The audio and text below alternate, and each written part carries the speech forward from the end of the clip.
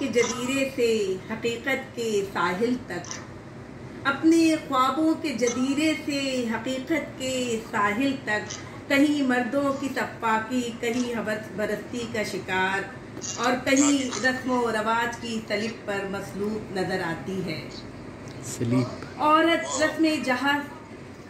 رسم جہیز کی نحوست بھی بنت حوا کی قسمت، رسم جہیز کی نحوست بھی بنت حوا کی قسمت، عجب معاملہ سنگین ہے یہ بھی، عجب معاملہ سنگین ہے یہ بھی، کہ جہاں تماشا بین بھی عورت اور تماشا نما بھی عورت۔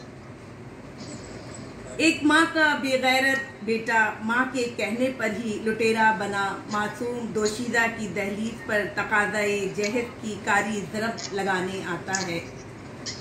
دکھیارے ماں باپ اپنے دل، اپنا خون جگر کے ساتھ اس بیکاری کی جھولی میں اپنی عمر بھر کی کمائی، تو کوئی بڑھاپے کی جمع پونجی، تو کوئی اپنا گھر بیچ کر بیٹی کا گھر بسا دیتا ہے۔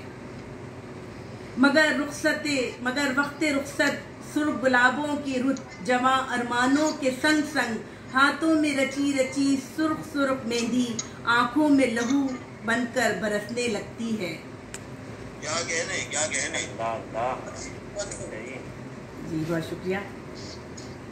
ماں باپ بیٹی سب کے دل ماتم کنا، وہ عجب رشتہ جس کی بنیاد محبت، چاہت اور عقیدت ہوتی ہے، وہ رشتہ جس کی بنیاد محبت، چاہت اور عقیدت ہوتی ہے، وہ حرص و حوث اور لالچ کی نظر ہو جاتا ہے، معصوم کلیوں کی حسن و رعنائی کملا جاتی ہے، علم و ہنر کے حاصل کردہ زیور گہنا جاتے ہیں۔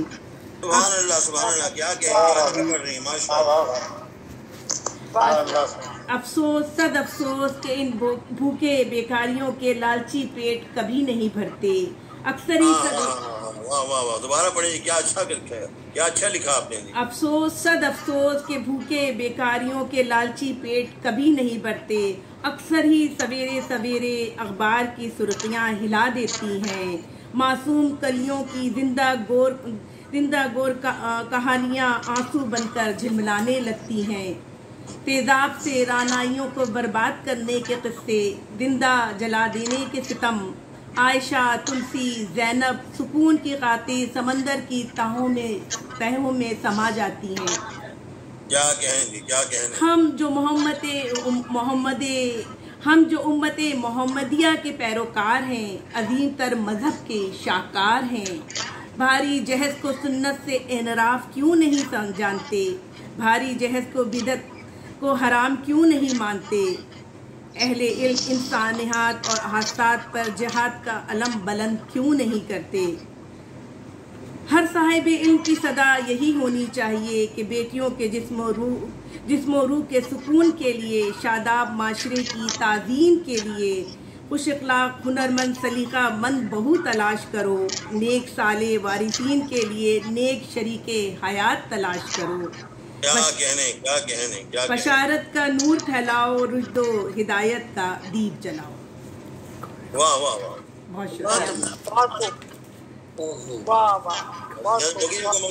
ایک چھوٹا سا میسج تھا جو میں چاہ رہی تھی کہ ضرور دے دوں ایک نثری نظم کی صورت میں۔